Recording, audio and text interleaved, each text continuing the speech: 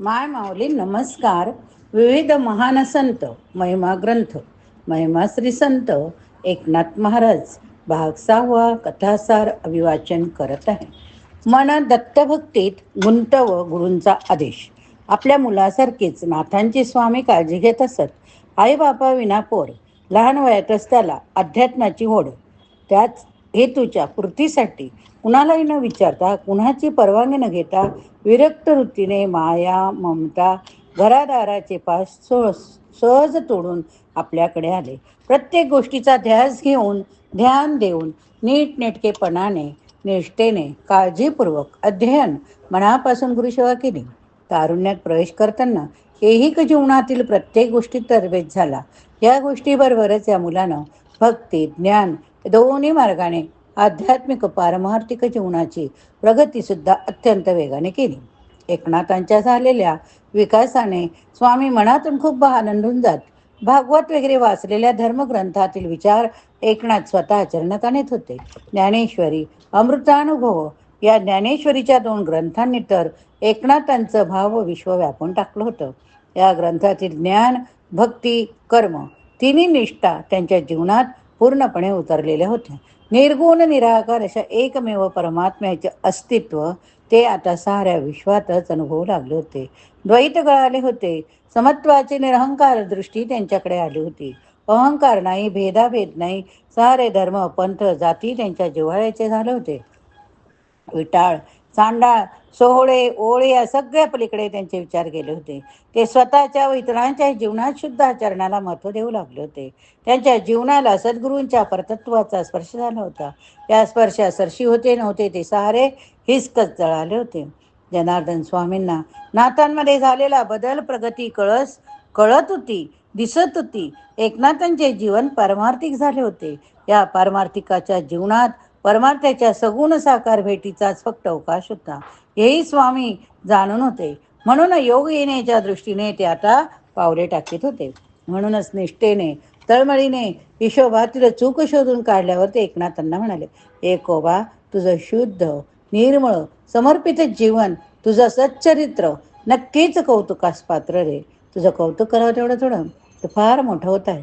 तुझ्या सच्चरित्राचा आदर्श लोक पिढ्यानं पिढ्या ठेवतील.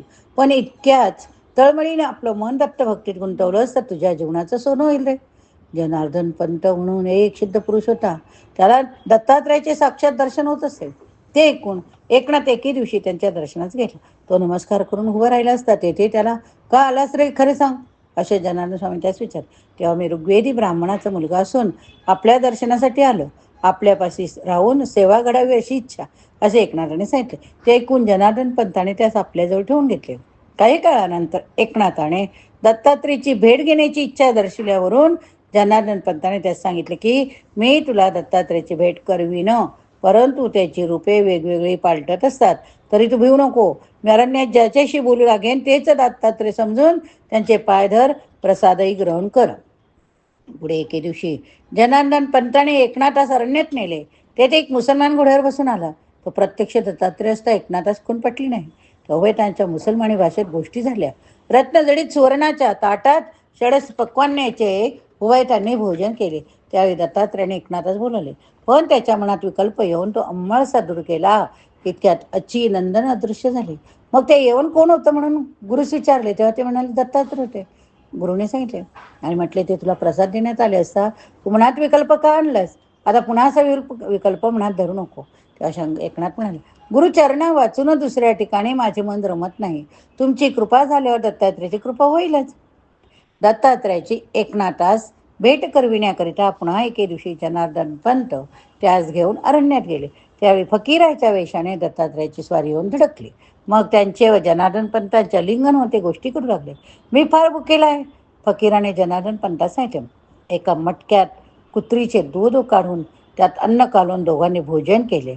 एकनाथास प्रसाद दिला, परंतु तो त्याने खाल्ला नाही. त्यासमयी श्री दत्तात्रयाने एकनाथास सांगितले की भागवत, भावार्थ, रामायण ही तू प्राकृत कर, असे बोलून त्यांनी त्याच्या मस्तकावर हात ठेवला आणि आपण गुप्त झाले. कोणते ग्रंथ? 2. भागवत तुम्ही पण ऐकला 2 वेळा.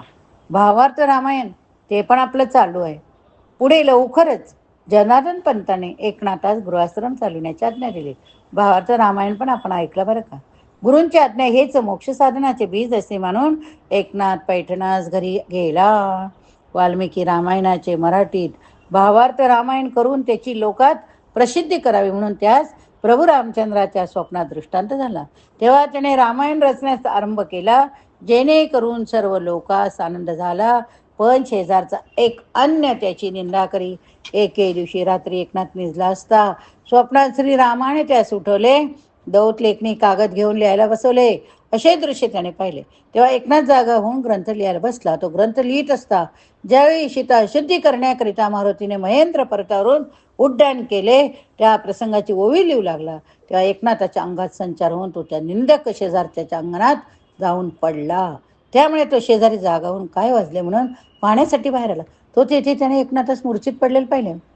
त्याच्या हातातील ओवी वाचून पाहता ती मारुतीच्या उड्डाणाविषयी दिसली. तेव्हा त्या शेजाऱ्यास विस्मय वाटला. मनातील कुत्सित भाव सोडून त्याने एकनाथावर प्रेम जडले. त्याने त्यास घरी नेऊन पोचवले. एकनाथ हा मूर्तिमंत विष्णूचा अवतार अशी त्याची खात्री झाली. त्याने त्याचा उपदेश घेण्याचा निश्चय केला. तो एकनाथास शरण गेला. पण तो त्याचा दांभिकपणा असेल अशी शंका आल्यामुळे उदयिक स्नान करून या म्हणजे तुम्हास उपदेश करीन असे एकनाथाने त्यास सांगितले. दुसरे दिवशी एकनाथाच्या शेजारचा तो निंदक गृहस्थ उपदेश घेण्यासाठी पुन्हा त्याचकडे गेला. त्याची परीक्षा पाहण्यासाठी एकनाथाने घरातील माणसास पूर्वीच सांगून ठेवले होते की तो गृहस्थ आल्यावर मी काही पदार्थ मागितला तर तुम्ही तो आणू नका. तो गृहस्थ आल्यावर एकनाथाने पूजेकरिता 2-3 वेळा उष्णोदक मागितले. हे तो गृहस्थ ऐकत असताही पाणी आणण्यास तो न जाता तसाच उभा राहिला. मग एकनाथाने स्वतः जाऊन पाणी आणले. तेव्हा त्याची खात्री झाली का उपदेश घेण्यास योग्य नाही. गुरुने काम करीत असावे आणि शिष्याने उभे राहून मोज पाहावी, हे शिष्यास उचित नाही म्हणून त्याने त्यास उपदेश न करता परत पाठविले. आता बघूया श्री दत्तात्रेय दर्शनाचा मार्ग. एक दिवस संध्याकाळी स्वामी एकनाथांना घेऊन गुरुपादुकाच्या त्या टेकडीवर गेले. तेथे गुरुपादुकांना वंदन केले. ध्यानस्थ बसले. एकनाथांनी सुद्धा गुरुपादकांना वंदना केली. पाहतात तर स्वामींचे ध्यान लागलेले म्हणून ते बाजूला एका दगडावर बसले. बघता बघता लांबून एक कराट केस विंचा पिंजरलेला जाड कापड अंगावर गुंडाळलेला माणूस आलेला त्यांनी पाहिला. त्यांच्यापासून एक मरतुकडी कुत्री येत होती. तिच्या मागे तिचे 3 पिलं होती. एकनाथ मनात म्हणाले, असे वाटेल जसे लोक अंथरुणात फिरता. लोक यांनाच घाबरून भूत समजतात. थोड्या वेळाने स्वामींनी ध्यान सोडले. दोघे परत घराकडे जाऊ लागले. एकनाथांनी मगाशी पाहिलेले दृश्य, त्यांच्या मनात आलेला विचार स्वामींना सांगितले. स्वामी म्हणाले, आपण थोडा वेळ आणखी येथे थांबायला हवे होते. साक्षात दत्तात्रेय येत होते. स्वामींचे ते बोलणे ऐकून भूत की देव असे द्वंद्व एकनाथांच्या मनात सुरू झाले. मग त्यांनी मनाला समजावले, स्वामी वयानं ज्येष्ठ, त्यांच्या उपासनेतला अधिकार मोठा, ते सांगतात तेच खरं. उत्तुंग ऋषींच्या समोर देव चांडाळाच्या रूपानं नव्हता का प्रगटला. मग द्वेधा असतानाच एकनाथ घरी आले. रात्री झोपले, पण रोज स्वामींच्या आधी उठणारे एकनाथ बराच वेळ झोपले. मग स्वामीने प्रेमाने त्यांना उठवले. एकनाथांनी स्वामींची क्षमा मागितली. स्वप्न पाहिले असे सांगितले. स्वामी म्हणाले, तुझे ऐनिक आटोप, मग मी ऐकतो तुझं स्वप्न. त्याप्रमाणे न्याहारी करताना एकनाथाने सांगितले, रात्री स्वप्नात काल पाहिलेला माणूस आला. त्याच्यासोबत ती तुकडी कुत्री व 3 पिलं. त्यांनी तुमच्या हाती कटोरा देऊन कुत्रीचे दूध काढायला सांगितलं. झोळीतील भाकरी कटोऱ्यात टाकून कालव्यास सांगितलं. तो प्रसाद तुम्हाला दिला, मला वाटीत व्हायला सांगितलं. धुताना वाटीतील भाकरीचा तुकडा पाण्यात तरंगत होता. भक्तिभावाने तो प्रसाद मी माझ्या तोंडात टाकला. तुकडा तोंडात टाकताच सर्व अंगात नवचैतन्य संचारलं. मनात नवीन उत्साह भरला. मी परत आलो. तुम्ही दोघे गप्पा मारित होते. मी पाहिले.